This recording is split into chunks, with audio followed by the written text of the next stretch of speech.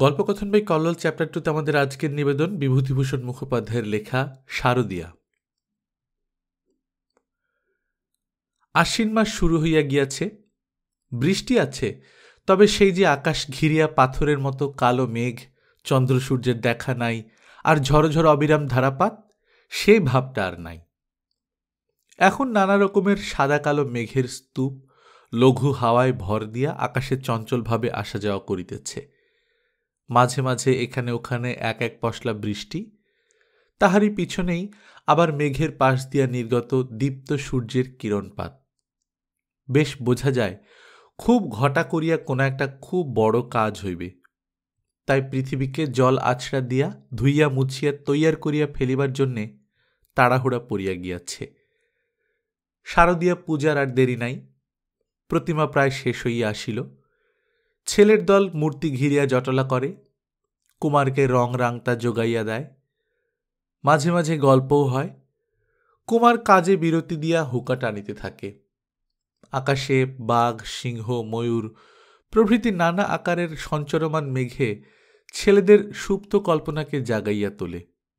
বলে, মনে হচ্ছে যেন সব চলল মাকে নিয়ে আসতে, না গা? ওইদিকেই তো কৈলাসপুরী। কুমার বলে, মনে হচ্ছে মানে? তোমরা কি ভেবেছ নাকি ওগুলো মেঘ? বেচারাদের দূর থেকে মেঘের মতো দেখাচ্ছে বলে।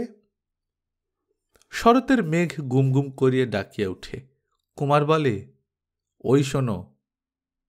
তাহলে ওইটাকেও তোমরা মার সিংহির ডাক বলতে চাইবে না নিশ্চয়ই? বলবে বাজ পড়ার শব্দ। মার সিংহেরই যে ডাক, তাহাতে আর কাহারও সন্দেহ থাকে না। মা আসিবেন, আশায় কল্পনায় শিশুচিত্ত বিকশিত হইয়া ওঠে। শুধু কি শিশুচিত্তই, ফোটার উৎসবে সমস্ত আকাশ ধরাতল উঠে মাতিয়া।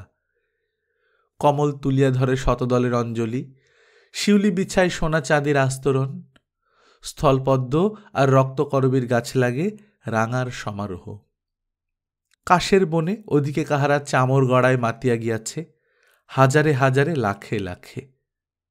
মা আসিবেন, আয়োজন প্রায় শেষ। পূর্ণতার প্রসন্ন হাসি মুখে ধরিত্রী প্রতীক্ষা করিয়াছে। আজ পঞ্চমী, কাল ষষ্ঠীর বোধন। সনাতন রায় মোটর থেকে নামিয়া একটু ক্লান্তভাবে ভিতরের বারান্দায় গিয়া উঠিলেন। নিজের হাতেই ফ্যানটা খুলিয়া দিয়া একটা সোফায় গা ঢাকিয়া দিয়া ডাকিলেন, কই গো আমার নতুন মা? ড্রাইভার গাড়ি থেকে বেশ একটা বড় মোট পাঁজাই করিয়া আনিয়া সামনে রাখিয়া দিল। পূজার বাড়ি, ছেলে মেয়ে আত্মীয় স্বজনে গমগম করিতেছে। দেখিতে দেখিতে মোটটার চারিদিকে সবাই ভিড় করিয়া দাঁড়াইল। সনাতন রায় বলিলেন, না এখন খোলা হবে না, তোমরা ঠান্ডা হয়ে চারিদিকে দাঁড়াও, আমার মা এসে খুলে যার যেটা ভাগ করে দেবে। একটি একটু বড় গোছের মেয়ে ছুটিয়া চলিয়া গেল। তার একটু পরেই একটি বৃড়ানত বালিকাকে সঙ্গে করিয়া হাজির হইয়া বলিল, নিয়ে এসেছি তোমার মাকে বাবা, উনি এবার পুজোর চার্জে নাকি? সনাতন রায় বলিলেন, ওরে বাড়ির পুজো, উনি চার্জে থাকবে না তো কে থাকবে? আমাদের দুজনের তো এবার ছুটি, গায়ে ফুঁ দিয়ে বেড়াবো। মেয়েটি অতিমাত্র লজ্জিত হইয়া পড়িতেছিল। বোধহয় সে ভাবটি চাপা দেওয়ার জন্যেই কোনো রকমে মুখ তুলিয়া প্রশ্ন করিল, কেন ডেকেছেন আমায় বাবা? শ্বশুর বলিলেন, ডেকেছি তোমার কাজ তোমাকে বুঝিয়ে দেবার জন্যে। নাও তো মা, পোঁটলাটা খুলে ফেলো। আচ্ছা, এইবার এক কাজ করো, এর মধ্যে সবচেয়ে তোমার যেটি পছন্দ, কাপড় আর ব্লাউজ পিস, আগে আলাদা করে রাখো। তারপর ছেলেমেয়েরা কাইমাই করিয়া উঠিল। সেই প্রগল্ভা মেয়েটি বলিল, তাহলে তোমার নতুন মাছ ছেড়ে আমাদের পুরনো মার হাতেই দাও বাবা, নিজের দিকে ঝোল টানবেন, তিনি নাকি আবার ভাগ করবেন। শ্বশুরের কথায় বধূ সংকুচিত হইয়া গিয়াছিল। ননদের এই টিপ্পণীতে এবং সকলের হাসিতে আড়ষ্ট হইয়া দাঁড়াইয়া রহিল। কর্তা ঈষৎ হাসিয়া বলিলেন, না, তোরা বড্ড জ্বালাতন লাগালি। আচ্ছা, আমি ঠিক করে দিচ্ছি মা। ঝুঁকিয়া গোটা 3-4 কাগজের বাক্সর ঢাকনা খুলিয়া দেখিলেন, শেষটাতে খুব প্রচুর সাঁচার কাজ করা একটা বেনারসি শাড়ি আর ব্লাউজ পিস। সেইটা সরাইয়া লইয়া বলিলেন, এটা তোমার পুজোর শাড়ি মা, এই পরে পুজোটা সামলাবে। আর পরেটা কোথায় গেল? আরও 2-3খানা বাক্স সরাইয়া একটা টানিয়া লইলেন। ডালা খুলিতে একটা চাঁপার রঙের দামি জর্জেট শাড়ি বাহির হইল। বলিলেন, এটা কাল ষষ্ঠীর দিন পরে ঠাকুর দেখতে যাবে, আর যখন পুজো ছাড়া অন্য কাজ সামলাবে, চারদিকটা তো তোমাকেই সামলাতে হবে, তখন গিয়ে এইখানা পরে থাকবে। পুজোর কটা দিন যদি সাদা কাপড় পরতে দেখি তো মায়া বেটা একচোট ভয়ানক ঝগড়া হবে। মেয়েটি বলিল, আহা, আমরা যেন ঝগড়া করতে জানি না। কই, বের করো এবার আমাদের ষষ্ঠীর শাড়ি, সপ্তমীর শাড়ি, অষ্টমীর শাড়ি, নবমীর শাড়ি। অন্য একটি মেয়ে বলিল, বিজয়ার শাড়ি। অপর একজন বলিল, না বের করো তো নাতনি ঠাকুরদায় ভয়ানক ঝগড়া হয়ে যাবে। খুব একটা হাসির কলরব পড়িয়া গেল। মোটরে আসিতে আসিতে মেয়েটি বড় চোখে লাগিয়া গিয়াছিল। সনাতন রায় চর লাগাইয়া খোঁজ লইলেন। টের পাওয়া গেল খুব গরিব পিতামাতার মেয়ে। পিতা মাইনর স্কুলের পণ্ডিতি করেন, আর 2-5 ঘর যজমান আছে, কোনো রকমে চলিয়া যায়। মেয়ে শহরে মামার বাড়িতে আসিয়াছে, বাড়ি পাড়া গায়ে। হুগলিতে নামিয়া বেশ খানিকটা ভেতরের দিকে যাইতে হয়। গ্রামটার নাম রায়বেড়ে। বিবাহের কথা পাড়া হইল, কিন্তু মেয়ের বাপের খুব একটা কৃতকৃতার্থ ভাব দেখা গেল না।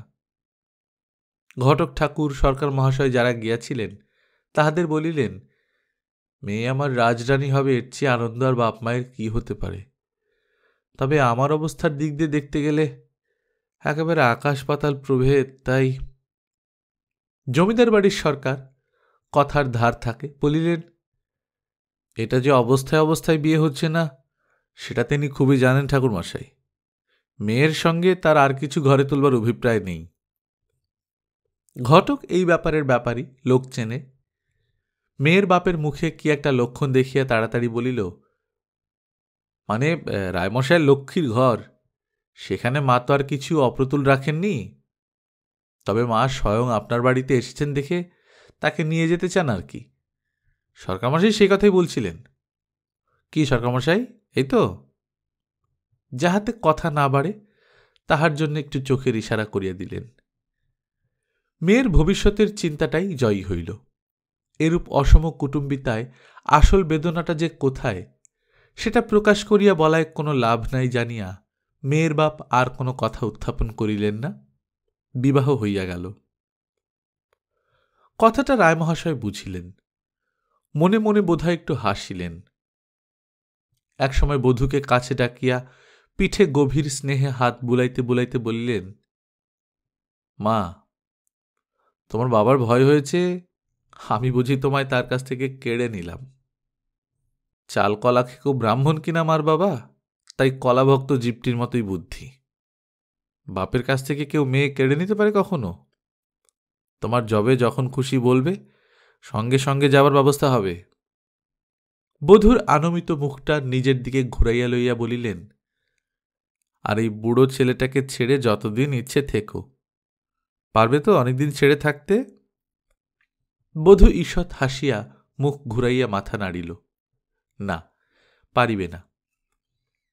যে একটা সারা জমিদারি চালাইতেছে, একটি ছোট মেয়েকে বসে আনা তাহার পক্ষে ছেলে খেলা। ফাল্গুনে বিবাহ হইল, বৈশাখের শেষাশেষি বধূ ঘর করিতে আসিল।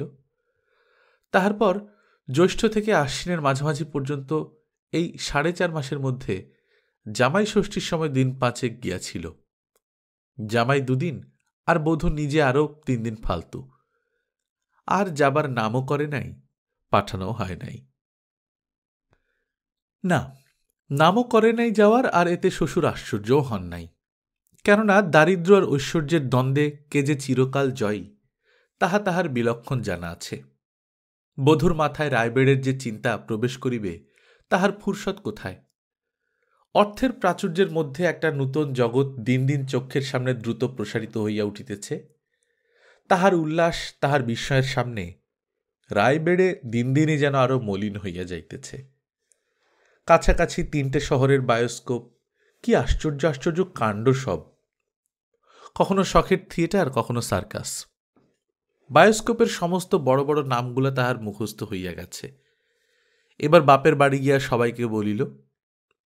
তাহারা হাঁ করিয়া শুনিতেছে, শুধু সেই জানে বলিয়া এমন একটা আনন্দ হয়। মোটরে করিয়া জজ সাহেবের মেয়েরা বেড়াইতে আসে। শিলা ওদের বউ। ওদের মোটরের শব্দ হইলেই ঠিক রং মিলাইয়া কাপড় জামা ছাড়িয়া আসিতে হয়, এত বোঝে, বিশেষ করিয়া শিলা। আবার ননদের সঙ্গে মোটরে করিয়া বেড়াইতে যাওয়া আছে জজের বাড়ি, সরকারি উকিলের বাড়ি, ডেপুটিদের বাড়ি, আরও কত সবার বাড়ি। সবারই বাড়িতে মোটর গাড়ি। কাহার কি গাড়ি সে জানে। যেখানেই যায় প্রায় প্রথমেই তাহার রূপের প্রশংসা। এমন একটা সলজ্জ আনন্দ মেশানো। বড়রা রায়গিন্নিকে বলে, এখনো বড় ছেলে মানুষটি, তাই দিয়ে এত রূপ, একটু বড় হলে বউ তোমার যা হবে। শিলা বলে, বউ, তোকে দেখে আমার কি মনে হয় জানিস?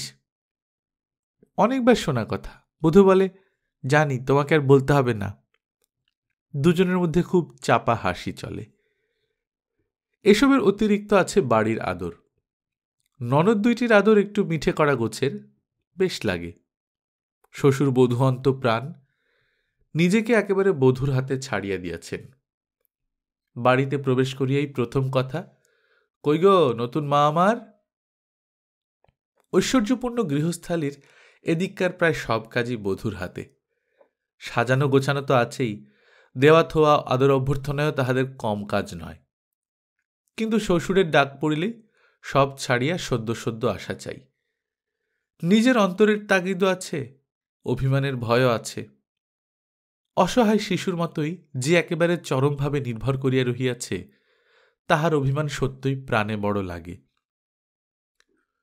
মাঝে শ্বশুর একবার বাপের বাড়ি যাওয়ার কথা তুলিয়াছিল, নিজে থেকেই, তবে জমিদারি পদ্ধতিতে। কয়েকদিন আগে কি করিয়া খোঁজ পাইয়াছিল, শিলার হাতের একেবারে হাল ফ্যাশনের চুড়ি দেখিয়া বধূ প্রশংসা করিয়াছিল। সেরকম চুড়ি যেদিন গড়া শেষ হইল, বধূকে ডাকিয়া পাশে দাঁড় করাইয়া বলিলেন, ছেলের স্বাদ হয়েছে মা, একটু এগুলো পরে ফেলো দেখিনি। কলকাতায় গিয়েছিলাম, রায়দের দোকানে চুড়িগুলো দেখে বড় চোখে লাগল। এসে গণেশ চাকরাকে ফরমাস দিয়ে দিয়েছিলাম, আজ দিলে। তোমার ভালো লাগবে কিনা জানি না, কিন্তু তবুও পরো, ছেলের তো একটা স্বাদ আছে। বধূ চুড়ি পরিয়া আসিয়া প্রণাম করিতেই মাথায় হাত দিয়া আশীর্বাদ করিয়া বুকের কাছে টানিয়া লইয়া বলিলেন, হলো পছন্দ আমার মার? সঙ্গে সঙ্গে উত্তরের অপেক্ষা না করিয়া বলিলেন, এই দেখো ভীমরতি, বলতে ভুলেই গিয়েছিলাম। বেহাই লিখেছেন, অনেকদিন আসেনি অনু, একবার যদি পাঠিয়ে দেন। কি লিখব? অবশ্য বুড়ো ছেলেটা তোমার কি করে থাকবে সেজন্য তোমায় ভাবতে হবে না। তাহলে লিখে দিই যে, বধূর বুকটা একটু কিরকম করিয়া ওঠে। বাবা নিজে লিখিয়াছেন। বাবা, মা, খোকা, বাড়ি সব বড় স্পষ্ট হইয়া ওঠে। নূতন চুড়ি ঘুরাইতে ঘুরাইতে একটু অন্যমনস্ক হইয়া যায়। তাহার পর বলে, লিখে দিন এ কটা যাক, তারপর যাব বাবা। শ্বশুর হাসিয়া বলেন, দেখো বোকামের বুদ্ধি, আমি লিখলে বাবা কি ভাববেন? বধূ বলে, আমি লিখে দেবখন। একটু কুণ্ঠিত হইয়াই বলে। তাহার পর একটা ছুতার কথা মনে পড়িয়া যাওয়ায় কতকটা নিশ্চিন্ত হইয়া বলে, লিখে দেব ঠাকুরজিকে দেখতে আসবে, সেটা হয়ে যাক তারপর। হ্যাঁ বাবা। ঐশ্বর্য আর জমিদারি মগজের বিজয়ে সনাতন রায় হাসেন। সত্যই বিজয় পরাজয়ের কথা। মেয়ের হাতেই দুইখানি এই ধরনের পত্র পাইয়া বাবার পাঠানোর কথা লেখেন না। সে যে কি নিদারুণ, নবৈশ্বর্যশালিনী কন্যার কাছে সে সংবাদ কেহ পৌঁছাইয়া দেয় না। নিরীহ বালিকাও বোঝে না কিছু। গরিবের মেয়ে রাজপ্রাসাদে গেলে তাহাকে যে তাহার পূর্ব জীবন থেকে একেবারে বিচ্ছিন্ন করিয়া লওয়া হয়, তাহার মধ্যে সবসময় যে দারিদ্র্যের প্রতি একটা ঘৃণা অবহেলার ভাব থাকে তাহা নয়। অনেক সময় থাকে একটা ঈর্ষার ভাব। যাহাকে প্রাণ দিয়া ভালোবাসা যায়, তাহাকে একেবারে নিজের করিয়া আলাদা করিয়া লইবার আকাঙ্ক্ষা। ব্যাপারটা সহজ নয়, কেননা দারিদ্র্যেরও একটা আবেদন আছে। নিজের বুকের স্তন্য দিয়া যে দারিদ্র্য এতদিন মানুষ করিল, সেই জন্য অর্থকে নিজের মায়া, নিজের মোহ পূর্ণতমভাবে নিয়োজিত করিতে হয়। সনাতন রায় জানেন বিজয় তাহার প্রায় করায়ত্ত, দারিদ্র্যকে মাত্র আর একটি আঘাত দিলেই হয়। এবার সামনে পূজা, এর আড়ম্বরটা এবার দ্বিগুণ করিয়া দিলেন। প্রায় মাসখানেকেরও পূর্বে থেকে বাড়িটাতে সাড়া পড়িয়া গেল। এবারে একটা আরও সুযোগ যে 4 দিন পূজা। বৃহৎ অট্টালিকা মেরামত করিয়া চুন রং ধরানোর কাজ আরম্ভ হইয়া গেল। চণ্ডীমণ্ডপ আর বাড়ির মধ্যে যেটুকু খালি জায়গা ছিল, সেখানে নূতন ভাড়ার তৈয়ার করিয়া মহাল থেকে দ্রব্য সম্ভার সংগ্রহ করা হইতে লাগিল। কলিকাতা থেকে থিয়েটার আসিয়া 2 দিন অভিনয় দিবে। একদিন এখানকার শখের পার্টি, একদিন কলিকাতার বায়োস্কোপ। শহরের কাছাকাছি 4টি পাড়া, 4 দিন খাওয়ানো হইবে। দিন 15 পূর্বেই বাড়ি কুটুম্ব সাক্ষাতে ভরিয়া গেল। নূতন বধূর নিঃশ্বাস ফেলিবার সময় নাই। হয় শাশুড়ি নয় শ্বশুরের সঙ্গে, নয় একলাই তদারক করিয়া ফিরিতেছে। কটা দিনে এই দায়িত্বের চাপে যেন কত বয়স বাড়িয়া গিয়াছে। নূতন জীবনের মধ্যেও এ একটা নূতনতর ব্যাপার। রায়বেড়ের কথা মনে পড়ে কি? কর্ম উন্মাদনার ক্ষণিক অবসাদের মধ্যে পরে বোধহয় কখনো কখনো। বাবা আসিয়া অর্ধমলিন জামাটা আলনায় টাঙাইয়া রাখিলেন, বলিতেছেন, অনু, পিঠের কাজটা একটু সেলাই করে রাখিস তো। মা রাঁধিতেছেন, অনু বসিয়া গল্প করিতেছে। খোকা আসিয়া বলিল, বাগান থেকে 2টো বেগুন তুলে আনলাম মা, নতুন হয়েছে, দিদির জন্য ভেজে দিও মা। তোর এখন কষ্ট হয় এখানে খেতে না দিদি? মা বলিলেন, তাই কি হয় রে পাগল? বাপের বাড়ির ভাত শুধু নুন দিয়ে খেলেও তার স্বাদ আলাদা। দেখিস না, কুবেরের ভাণ্ডার ছেড়ে মা দুর্গাকে কেমন করে ছুটে আসতে হয় বছর বছর। কেমন সব আবছা ছবির মতো। বায়োস্কোপের এক একটা খণ্ড ছবি যেমন অর্ধেক ফুটিয়াই মিলাইয়া যায়, নূতন কর্মের মাঝে সব আবার মুছিয়া মিলাইয়া যায়। শরতের রূপ হালকা মেঘ থেকে এক পশলা বৃষ্টি মাটিতে পৌঁছিবার আগেই মেঘে মিলাইয়া যায়।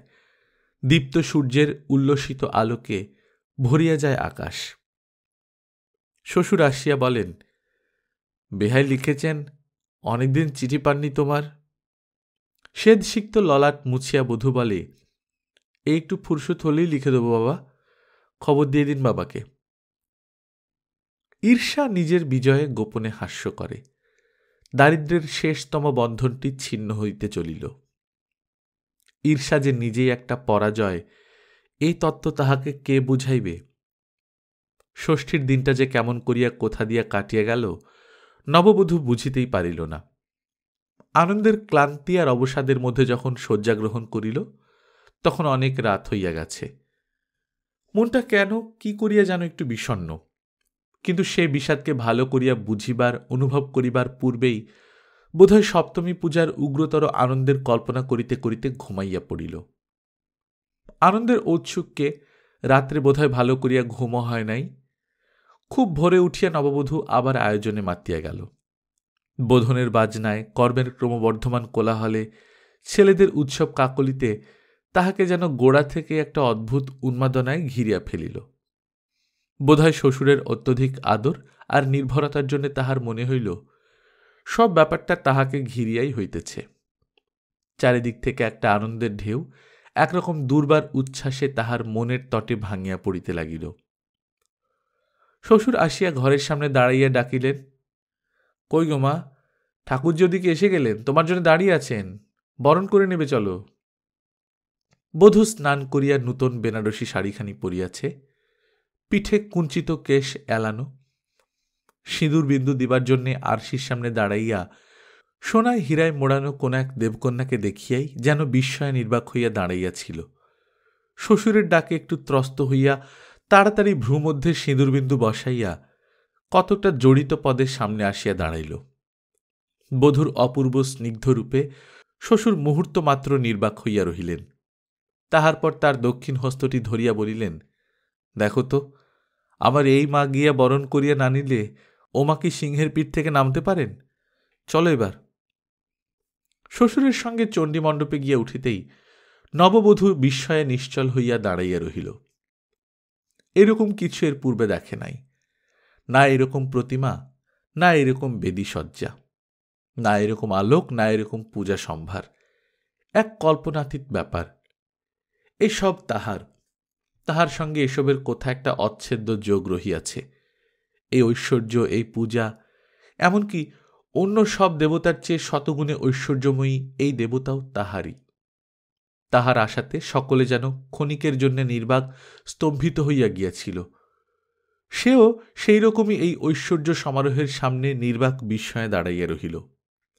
তাহার ভিতর হইতে কি যেন একটা ঠেলিয়া আসিতেছিল।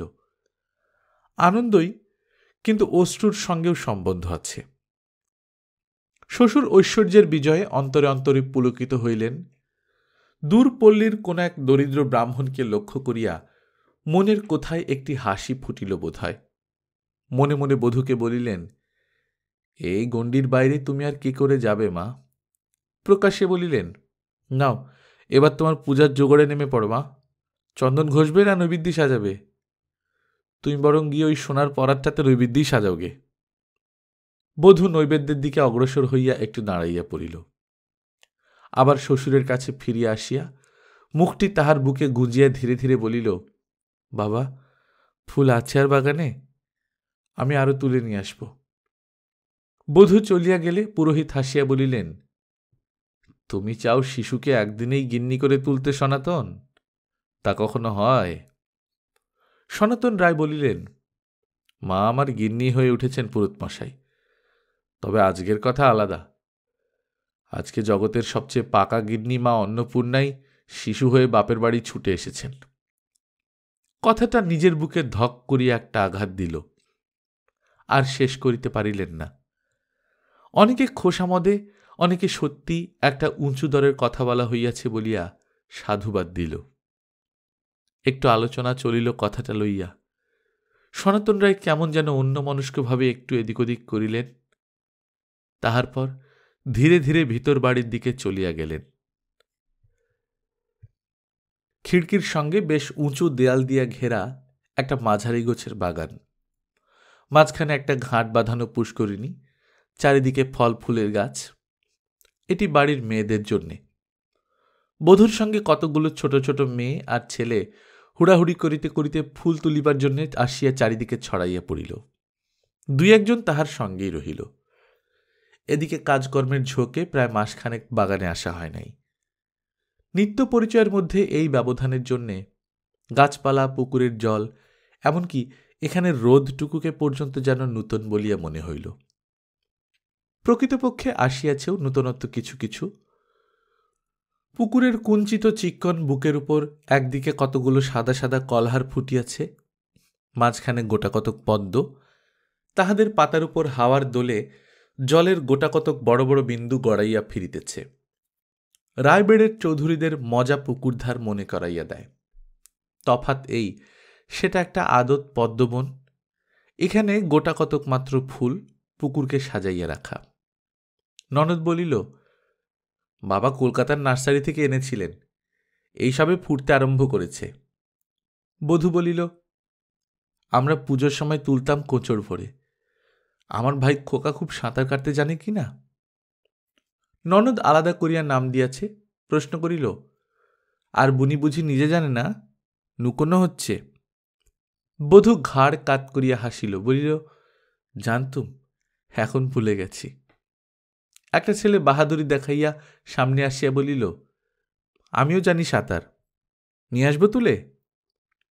ননদ বলিল, আর না, ইচ্ছে হয়েছে বৌদির। বধূ কি মনে ভাবিল। তাহার যেন মনে হইল চৌধুরীদের মজা পুকুরের পদ্মতোলা আর এখানকার পদ্মতোলায় কোথা একটা তফাৎ আছে। এই পুকুর তাহার নিজের, কিন্তু আজ কেন যেন বোধ হইতেছে চৌধুরীদের পুকুরের চেয়ে আরো দূর, আরো অনাত্মীয়। সাজি দুলাইয়া অগ্রসর হইয়া বলিল, না থাক। খুব উৎসাহের সঙ্গে কিছু দোপাটি তুলিল, কিছু রজনীগন্ধা। এই দুইটা ফুল তাদের বাড়িতে আছে। উঠানের দক্ষিণ কোণটাতে প্রত্যেক বছর কৃষ্ণকলি আর দোপাটি আপনি জন্মিয়া গায়ে গায়ে ঠাসাঠাসি হইয়া ফোটে।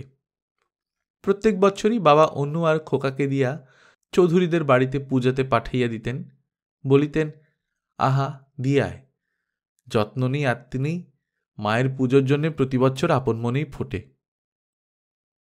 আর বছরও ঠিক এই আজকের দিনের এই সময়টায় ফুল লইয়া গিয়াছিল। যেন দেখা যায় শীতলামার উঠানের উপর দিয়ে যাইতেছে দুজনে খুব জোরে। খোকা তাহাকে হাঁটায় হারাইয়া দিবার জন্য একেবারে ঝুঁকিয়া গিয়াছে সামনের দিকে। রেশারেশির ঝোঁকে দুজনেই এক একবার হাসিয়া উঠিতেছে। খোকার নূতন কাপড় কোমর বাঁধিয়া পরা, কোঁচর ফুড়িয়া কৃষ্ণকলি আর দোপাটির আভা বাহির হইয়া আসিতেছে। আজও খোকা যেন সেইখান দিয়ে যাইতেছে। দেখা যায় একটু যেন মন মরা, ভাবিতেছে আর বছর দিদি পাশটিতে ছিল। বাগানের শেষ দিকে একটা বাঁধানো চত্বর, তাহার চারিদিকে শিউলি গাছ। ননদ ডাকিল, বৌদি, কি কাণ্ড, দেখে যাও, চাতালটা বোঝাই হয়ে রয়েছে ফুলে, এরা নিয়ে যায়নি নাকি কুড়িয়ে? বধূ একটু মন্থর গতিতে গিয়া চাতালের উপর থেকে কিছু শিউলি সঞ্চয় করিল, তাহার পর সাজিটি পাশে রাখিয়া বসিয়া পড়িল। ননদ বলিল, দুটো দোপাটি তুলি শখ মিটে গেল, বুনিয়ার কেন বলেছে। শিউলি শেষ করিয়া উহারা ফুল সঞ্চয় বাগানে ছড়াইয়া পড়িল। বধূ বলিল, আমি একটু বসি। কি হইয়াছে আজ এই আলোর ছায়ায় ঝলমল দিনটাকে যেন বহু বৎসরের চেনা বলিয়া মনে হইতেছে। এতক্ষণ হয় নাই 3 মহল বাড়ির বাহিরে যে এমন একটা সখীর মতো পরিচিত দিন অপেক্ষা করিয়াছে, এটা ধারণার মধ্যেই আসে নাই। এই চেনা দিনের নানা ব্যাপারের মধ্যে এখানকার পূজা, এখানকার জীবনের কোনো অংশই নাই। চৌধুরীদের বাড়ির পূজার কাঁসর ঘণ্টা, কোঁচর ভরা কৃষ্ণকলি দোপাটি, পূজা মণ্ডপের সামনে ছেঁড়া চাঁদোয়ার তলায় যাত্রার আসর সাজানোর আয়োজন, দেবদারুর কুঁচকানো পাতা, রঙিন কাগজের শিকলি, পতাকা। মা বাবার চণ্ডীপাঠের জোগাড় করিয়া দিতে দিতে জিজ্ঞাসা করিতেছেন, পেলে স্কুল থেকে আগাম কিছু? আজ বছরকার দিনে ছেলে মেয়েটাকে চৌধুরীদের বাড়ি নেমন্তন্ন, সে তো পরশু। পূজার নহবত ভাসিয়া আসিতেছে। শ্বশুর কাশী থেকে আনাইয়াছেন। কত দূরের একটা অপরিচিত সঙ্গীত, কাদের বাড়ির, রূপকথায় শোনা কোনো রাজপুরীর। পূজার বাজনা নয়, 7 মহলের মাঝে মণিপ্রবালের ঘরে বন্দিনী রাজকুমারীর কান্নার সুর। বধূ একবার চারিদিকে চাহিয়া লইয়া সাচ্চার কাজ করা শাড়ির অঞ্চলটা দিয়া চক্ষু মুছিল। সনাতন রায় নিজের ঘরে একটা হেলানো চেয়ারে শুইয়াছিলেন। নিজের সেই 2টা কথার আঘাত নিজেকেই বড় বিষণ্ণ করিয়া দিয়াছে। কি করিয়া সব যেন বিস্বাদ ঠেকিতেছে, কেন কে জানে। দুয়ার ঠেলিয়া পুরোহিত মহাশয় প্রবেশ করিলেন। ভাবটা খুব উদ্বিগ্ন। বলিলেন, সনাতন, তুমি এখানে বসে আছো, খুঁজছিলাম তোমায়। সনাতন কতকটা নির্বিকারভাবে মুখের পানে চাহিয়া রহিলেন। পুরোহিত কতকটা শঙ্কিত উদ্বেগের সঙ্গে বলিলেন, মা আসেননি সনাতন, কোথায় কি হয়েছে খোঁজ নাও। ওরকম করে চেয়ে রইলে যে, বিশ্বাস হচ্ছে না? যদু সার্বভৌমের সন্তান, 7 পুরুষ ধরে মায়ের পায়ে মন্ত্র পড়ে ফুল দিয়ে আসছি।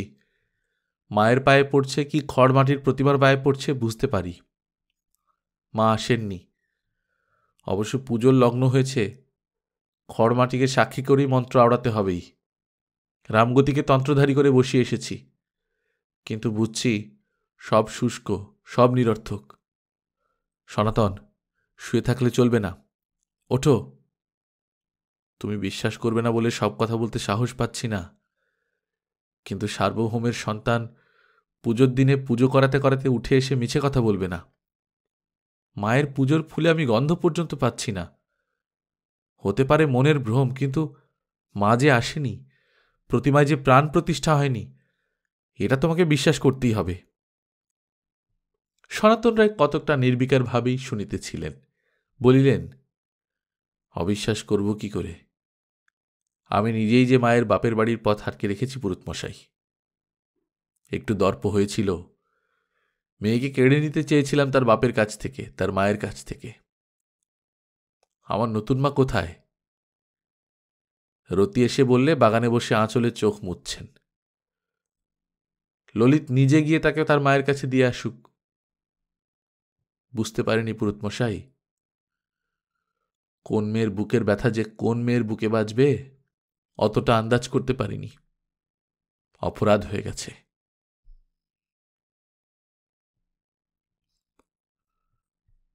গল্পকথন বাই কল্লোল চ্যাপ্টার 2তে শুনছিলেন বিভূতিভূষণ মুখোপাধ্যায়ের লেখা শারদিয়া। আমরা নিয়মিত গল্প পাঠ করে শোনাচ্ছি। আপনারা যারা প্রথমবার মতো শুনছেন কাইন্ডলি সাবস্ক্রাইব করে নেবেন। গল্প পাঠ ভালো লাগলে বন্ধুদের সঙ্গে শেয়ার করবেন। নিজে ভালো থাকবেন, আশপাশের লোকজনকে ভালো রাখবেন। তারা